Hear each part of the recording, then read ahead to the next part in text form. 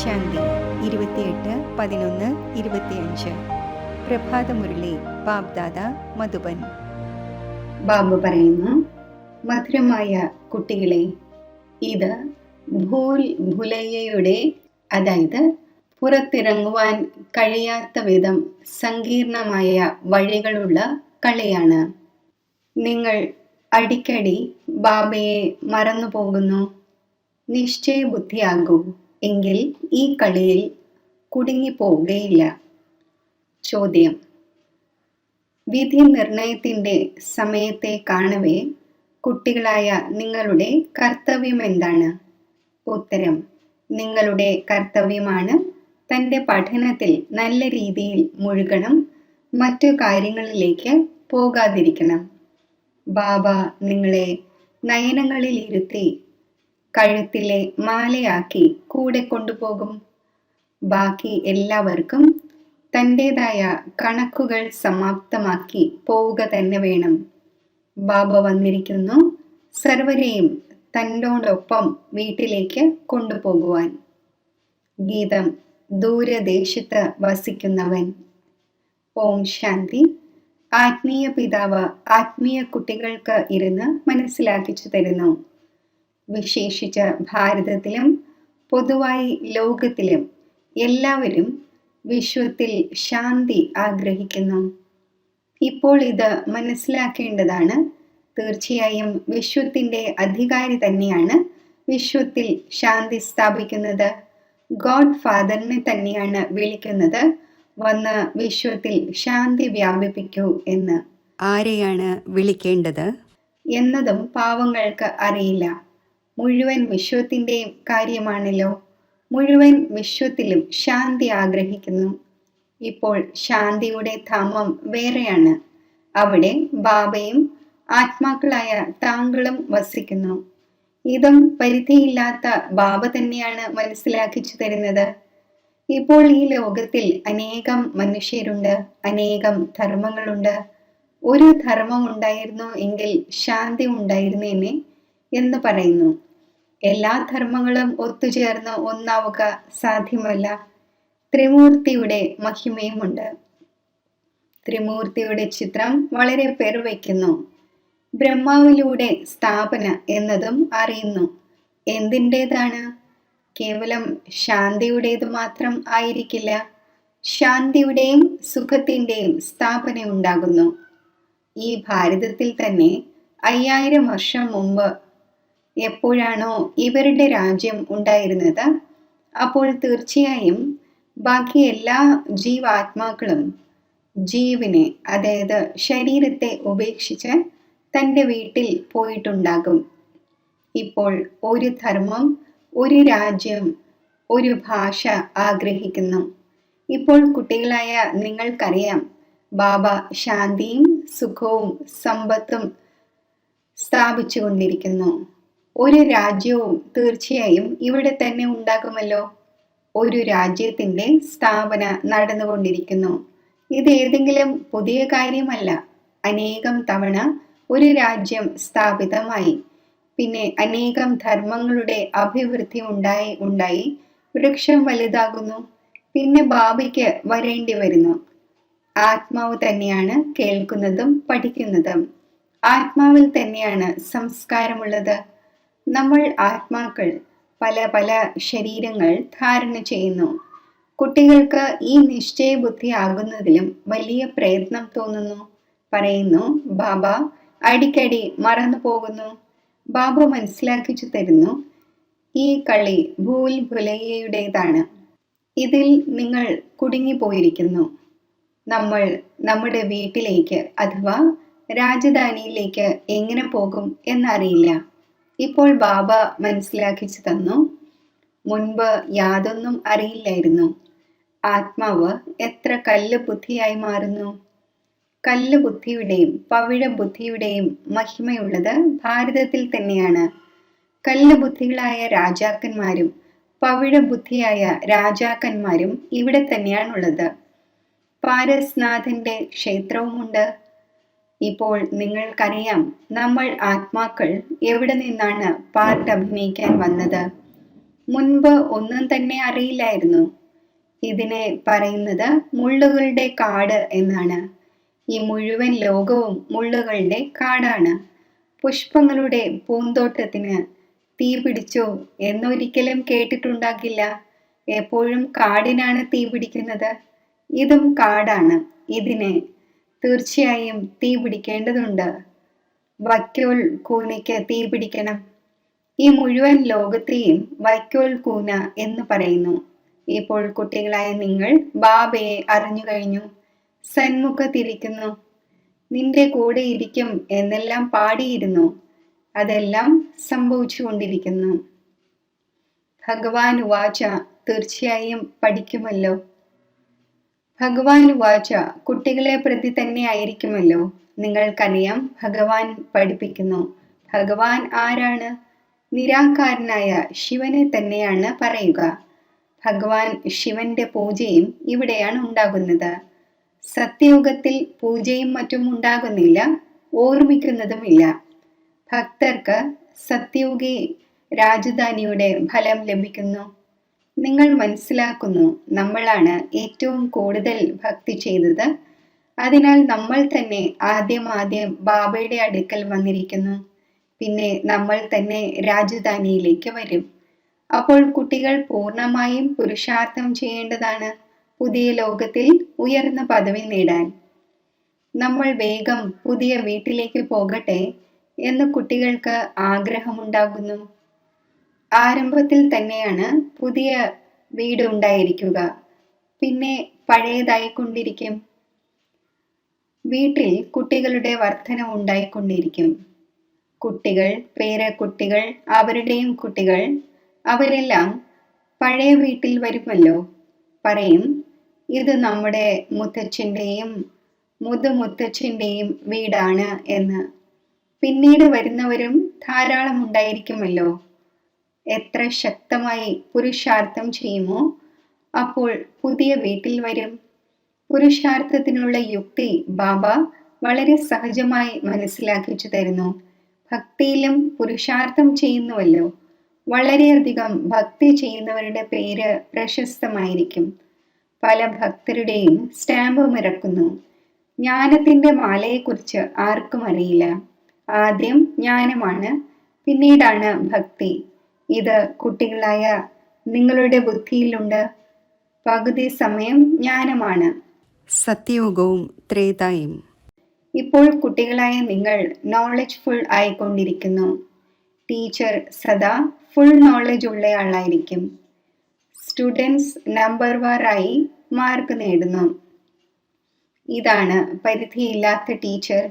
നിങ്ങൾ പരിധിയില്ലാത്ത സ്റ്റുഡൻ്റ് ആണ്. സ്റ്റുഡൻറ് നമ്പർ വാറായി തന്നെ പാസ്സാകും, കഴിഞ്ഞ കൽപ്പത്തിൽ ഉണ്ടായതുപോലെ. ബാബു മനസ്സിലാക്കിച്ചു തരുന്നു, നിങ്ങൾ തന്നെയാണ് 84 ജന്മം എടുത്തത്. 84 ജന്മങ്ങളിൽ 84 ടീച്ചർ ഉണ്ടായിരിക്കും. പുനർജന്മം തീർച്ചയായും എടുക്കുക തന്നെ വേണം. ആദ്യം തീർച്ചയായും സതോ പ്രധാന ലോകമായിരിക്കും. പിന്നെ പഴയതും തമോ പ്രധാനവുമായ ലോകമാകുന്നു. മനുഷ്യരും തമോ പ്രധാനമായിരിക്കുമല്ലോ. വൃക്ഷവും ആദ്യം പുതിയതും സതോ പ്രധാനവുമായിരിക്കും. പുതിയ ഇലകൾ വളരെ നല്ലതായിരിക്കും. ഇതാകട്ടെ പരിധിയില്ലാത്ത വൃക്ഷമാണ്. അനേകം ധർമ്മങ്ങളുണ്ട്. നിങ്ങളുടെ ബുദ്ധി ഇപ്പോൾ പരിധിയില്ലാത്തതിൻ്റെ നേർക്ക് പോകുന്നു. എത്ര വലിയ വൃക്ഷമാണ്! ആദ്യം ആദ്യ സനാതന ദേവീ ദേവതാ ധർമ്മം മാത്രമാണ് ഉണ്ടാവുക. പിന്നീട് വെറൈറ്റി ധർമ്മങ്ങൾ വരും. നിങ്ങൾ തന്നെയാണ് 84 വെറൈറ്റി ജന്മമെടുത്തത്. അതും അവിനാശിയാണ്. നിങ്ങൾക്കറിയാം, കൽപ്പകൽപ്പങ്ങളിൽ 84ന്റെ ചക്രം നമ്മൾ കറങ്ങിക്കൊണ്ടിരിക്കുന്നു. 84ന്റെ ചക്രത്തിൽ നമ്മൾ തന്നെയാണ് വരുന്നത്. 84 ലക്ഷം ജന്മം ഒരു മനുഷ്യന്റെ ആത്മാവും എടുക്കുന്നില്ല. ആ വെറൈറ്റി മൃഗങ്ങളും മറ്റും അനേകമുണ്ട്. അതിനെ ആർക്കും എണ്ണുവാൻ പോലും സാധിക്കില്ല. മനുഷ്യരുടെ ആത്മാവ് 84 ജന്മങ്ങളാണ് എടുത്തിരിക്കുന്നത്. അപ്പോൾ ഈ പാർട്ട് അഭിനയിച്ച് പൂർണ്ണമായും ടയേർഡായി പോയി, ദുഃഖിതരായിരിക്കുന്നു. പടികൾ ഇറങ്ങി സതോ പ്രധാനത്തിൽ നിന്നും തമോ പ്രധാനമായി പോയി. ബാബ പിന്നെ തമോ പ്രധാനത്തിൽ നിന്നും സതോ പ്രധാനമാക്കുന്നു. ബാബ പറയുന്നു, ഞാൻ തമോ പ്രധാന ശരീരത്തിൽ തമോ പ്രധാന ലോകത്തിൽ വന്നിരിക്കുന്നു. ഇപ്പോൾ മുഴുവൻ ലോകവും തമോ പ്രധാനമാണ്. മനുഷ്യരാണെങ്കിൽ ഇങ്ങനെ പറയുന്നു, മുഴുവൻ വിശ്വത്തിലും ശാന്തി എങ്ങനെ ഉണ്ടാകും? വിശ്വത്തിൽ ശാന്തി എപ്പോൾ ഉണ്ടായിരുന്നു എന്ന് മനസ്സിലാക്കുന്നില്ല. ബാബ പറയുന്നു, നിങ്ങളുടെ വീട്ടിലാണെങ്കിൽ ചിത്രങ്ങൾ വച്ചിട്ടുണ്ടല്ലോ. ഇവരുടെ രാജ്യം ഉണ്ടായിരുന്നു. അപ്പോൾ മുഴുവൻ വിശ്വത്തിലും ശാന്തി ഉണ്ടായിരുന്നു. അതിനെ സ്വർഗം എന്ന് പറയുന്നു. പുതിയ ലോകത്തെ തന്നെയാണ് ഹെവൻ അഥവാ ഗോൾഡൻ ഏജ് എന്ന് പറയുന്നത്. ഇപ്പോൾ ഈ പഴയ ലോകം മാറേണ്ടതുണ്ട്. ആ രാജധാനി സ്ഥാപിതമായിക്കൊണ്ടിരിക്കുന്നു. വിശ്വത്തിൽ രാജ്യം ഇവരുടേത് തന്നെയായിരുന്നു. ലക്ഷ്മി നാരായണന്റെ ക്ഷേത്രത്തിൽ വളരെയധികം മനുഷ്യർ പോകുന്നു. ഇത് ആരുടെയും ബുദ്ധിയിലില്ല. ഇവർ ഭാരതത്തിന്റെ അധികാരിയായിരുന്നു. ഇവരുടെ രാജ്യത്തിൽ തീർച്ചയായും സുഖവും ശാന്തിയും ഉണ്ടായിരുന്നു. 5000 വർഷത്തെ കാര്യമാണ്. അപ്പോൾ ഇവരുടെ രാജ്യമുണ്ടായിരുന്നു. പകുതി കൽപ്പത്തിനു ശേഷം പഴയ ലോകം എന്ന് പറയുന്നു. അതിനാൽ തൊഴിൽ ചെയ്യുന്നവർ കണക്ക് പുസ്തകത്തിൽ സ്വസ്തിക വയ്ക്കുന്നു. അതിനും അർത്ഥമുണ്ടല്ലോ. അവർ ഗണപതി എന്ന് പറയുന്നു. ഗണപതിയെ പിന്നെ വിഘ്ന വിനാശക ദേവതയായി മനസ്സിലാക്കുന്നു. സ്വസ്തികത്തിൽ പൂർണ്ണമായും 4 ഭാഗങ്ങൾ ഉണ്ടായിരിക്കുന്നു.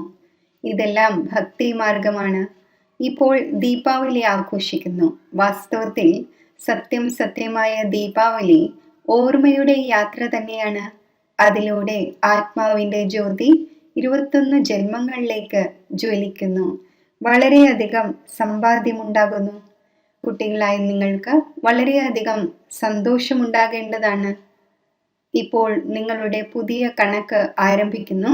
പുതിയ ലോകത്തിലേക്ക് വേണ്ടി 21 ജന്മത്തേക്ക് കണക്ക് ഇപ്പോൾ ശേഖരിക്കേണ്ടതുണ്ട്. ഇപ്പോൾ ബാബ കുട്ടികൾക്ക് മനസ്സിലാക്കിച്ചു തരുന്നു. സ്വയം ആത്മാവാണ് എന്ന് മനസ്സിലാക്കി കേൾക്കുകയാണല്ലോ.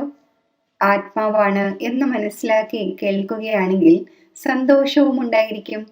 ബാബ നമ്മളെ പഠിപ്പിച്ചുകൊണ്ടിരിക്കുന്നു. ഭഗവാൻ ഉവാചയുമാണല്ലോ.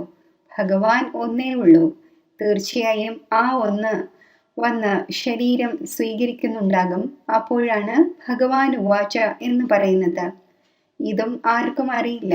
അതിനാൽ നേതി എന്ന് പറഞ്ഞു വന്നു. അത് പരംപിത പരമാത്മാവാണ് എന്ന് പറയുന്നുമുണ്ട്. പിന്നെ നമുക്കറിയില്ല എന്നും പറയുന്നു. ശിവ് ബാബ എന്ന് പറയുന്നുമുണ്ട്. ബ്രഹ്മാവിനെയും ബാബ എന്ന് പറയുന്നു. വിഷ്ണുവിനെ ഒരിക്കലും ബാബ എന്ന് പറയില്ല. പ്രജാപിതാവ് ബാബയാണല്ലോ. നിങ്ങളാണ് BK. പ്രജാപിത എന്ന പേര് ഇല്ലാത്തത് കാരണം മനസ്സിലാക്കുന്നില്ല. ഇത്ര അനേകം BKs ഉണ്ട്. അപ്പോൾ തീർച്ചയായും പ്രജാപിതാവ് ഉണ്ടായിരിക്കുമല്ലോ. അതിനാൽ പ്രജാപിത എന്ന വാക്ക് തീർച്ചയായും ചേർക്കണം. എങ്കിൽ പ്രജാപിതാവ് നമ്മുടെ തന്നെ പിതാവാണ് എന്ന് മനസ്സിലാക്കും. പുതിയ സൃഷ്ടി തീർച്ചയായും പ്രജാപിതാവിലൂടെ തന്നെ രചിക്കുന്നു. നമ്മൾ ആത്മാക്കൾ സഹോദരന്മാരാണ്. പിന്നെ ശരീരം ധാരണ ചെയ്ത് സഹോദരനാകുന്നു. ബാബയുടെ കുട്ടികൾ അവിനാശിയാണ്. പിന്നെ സാകാരത്തിൽ സഹോദരൻ വേണം. അപ്പോൾ നാമം പ്രജാപിത ബ്രഹ്മ എന്നാണ്. എന്നാൽ ബ്രഹ്മാവിനെ നമ്മൾ ഓർമ്മിക്കുന്നൊന്നുമില്ല. ഓർമ്മിക്കുന്നത് ലൗകികത്തെയും പാരലൗകികത്തെയുമാണ്. പ്രജാപിത ബ്രഹ്മാവിനെ ആരും ഓർമ്മിക്കുന്നില്ല. ദുഃഖത്തിൽ പിതാവിനെ സ്മരിക്കുന്നു, ബ്രഹ്മാവിനെ അല്ല. ഹേ ഭഗവാൻ എന്ന് പറയുന്നു. ഹേ ബ്രഹ്മ എന്ന് പറയില്ല. സുഖത്തിലാണെങ്കിൽ ആരെയും ഓർമ്മിക്കുന്നില്ല. അവിടെ സുഖം തന്നെ സുഖമാണ്. ഇതും ആർക്കും അറിയില്ല. നിങ്ങൾക്കറിയാം, ഈ സമയം 3 പിതാവുണ്ട്. ഭക്തി മാർഗത്തിൽ ലൗകികവും പാരലൗകികവുമായ പിതാവിനെ ഓർമ്മിക്കുന്നു.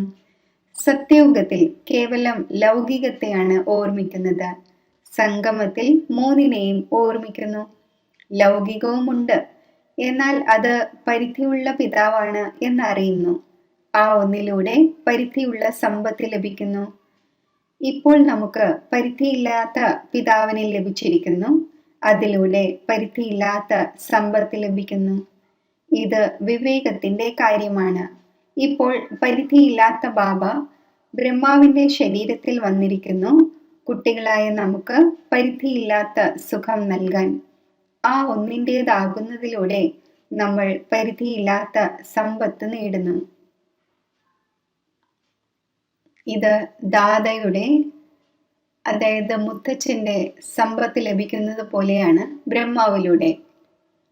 ആ ഒന്ന് പറയുന്നു, ഞാനാണ് നിങ്ങൾക്ക് സമ്പത്ത് നൽകുന്നത്, പഠിപ്പിക്കുന്നത് ഞാനാണ്, ജ്ഞാനം എൻ്റെ അടുക്കലാണുള്ളത്. ബാക്കി മനുഷ്യരിലും ജ്ഞാനമില്ല, ദേവതമാരിലും ഇല്ല. ജ്ഞാനം ഉള്ളത് എന്നിലാണ്.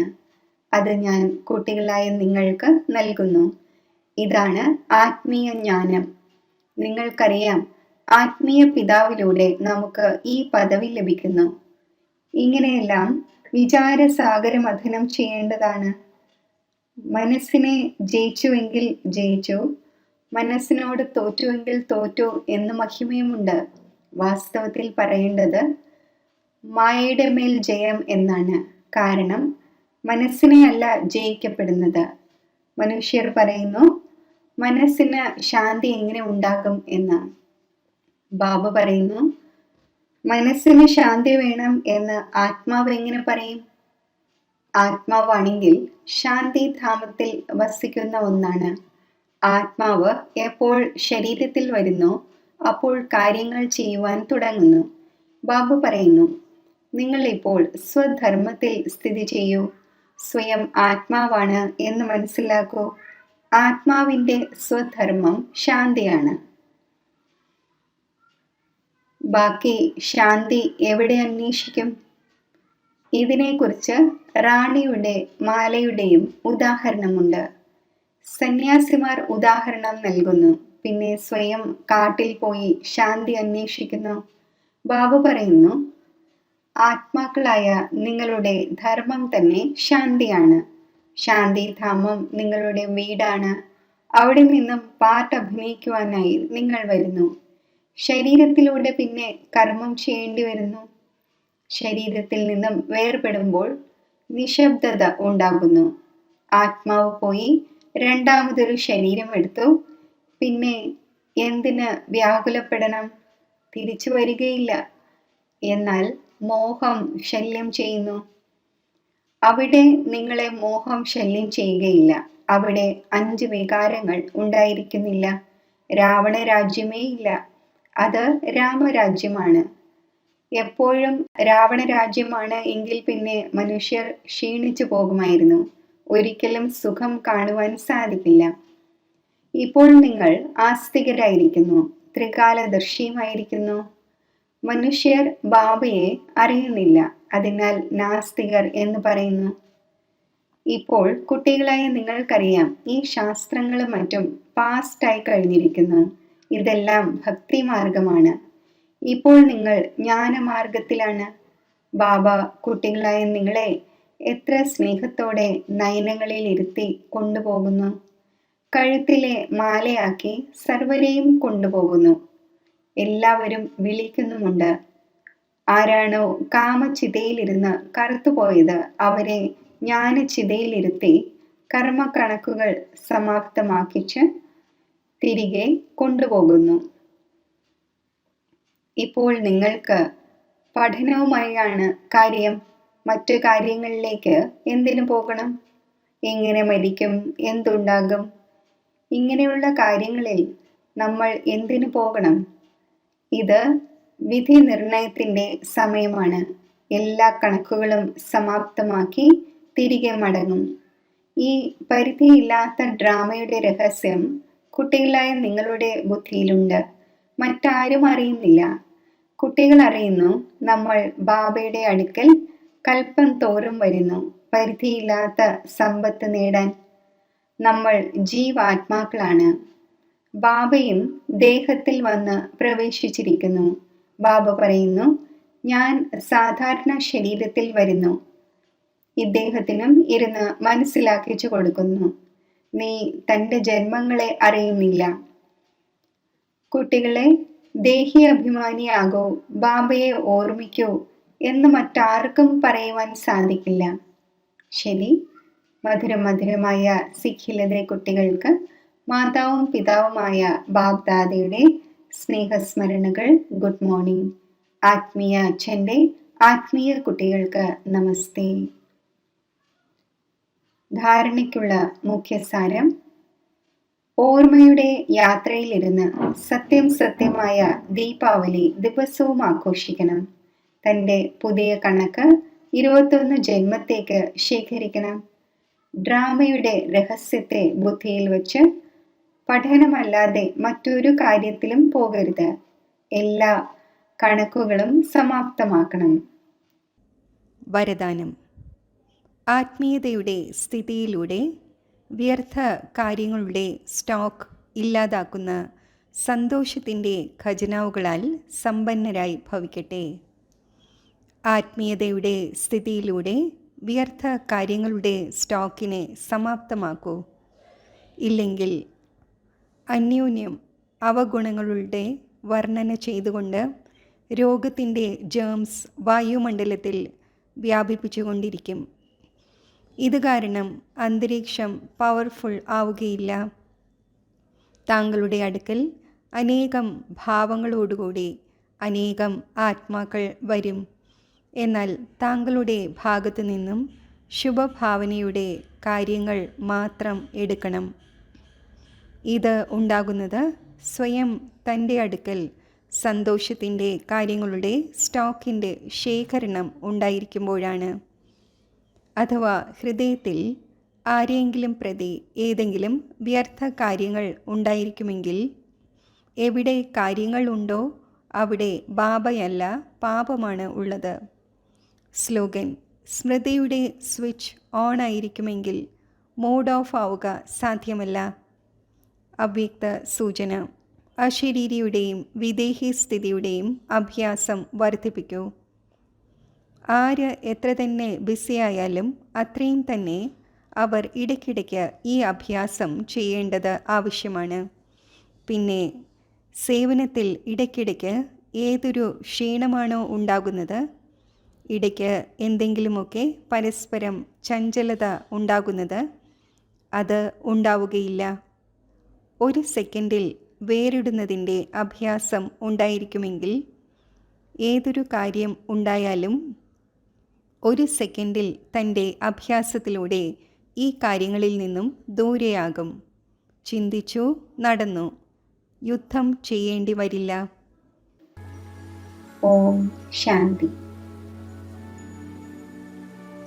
വിശ്വമംഗളകാരിയായ ബാബയിൽ നിന്നും പ്രാപ്തമാക്കിയ ഈശ്വരീയ ഖജനാവുകൾ ഞാൻ ഈ വിശാല സേവനത്തിനായി വിനിയോഗിക്കുകയാണ്. ഞാൻ എൻ്റെ സങ്കല്പശക്തി കൊണ്ട് ഈ വിശ്വത്തിൻ്റെ പരിധിയില്ലാത്ത സേവനം ചെയ്യുവാനായി എൻ്റെ ആത്മസ്വരൂപത്തെ സജ്ജമാക്കുകയാണ്. എൻ്റെ സങ്കല്പശക്തിയെയും സമയത്തിൻ്റെ ശക്തിയെയും വ്യർത്ഥമാക്കാതെ സമ്പൂർണ്ണ സമർത്ഥമാക്കി ഈ വിശാല സേവനത്തിന് നിമിത്തമാകുന്ന സഹയോഗി ആത്മാവാണ് ഞാൻ. എൻ്റെ സൈലൻസിൻ്റെ ശക്തിയിലൂടെ ശുഭഭാവനയിലൂടെയും മംഗളഭാവനയിലൂടെ മുഴുവൻ വിശ്വത്തിലും ആത്മീയതയുടെ അലകൾ ഇപ്പോൾ വ്യാപിക്കുകയാണ്.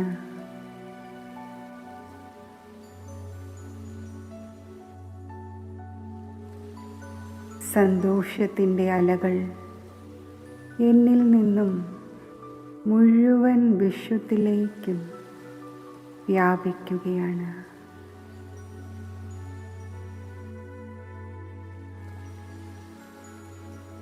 ഈ വിശ്വത്തിലെ ഭയഭീതരായ ആത്മാക്കളിൽ, പ്രതീക്ഷയറ്റ ആത്മാക്കളിൽ ശ്രേഷ്ഠ ഭാവിയുടെ പുതിയ പ്രതീക്ഷകൾ ഉണർന്നു വരട്ടെ.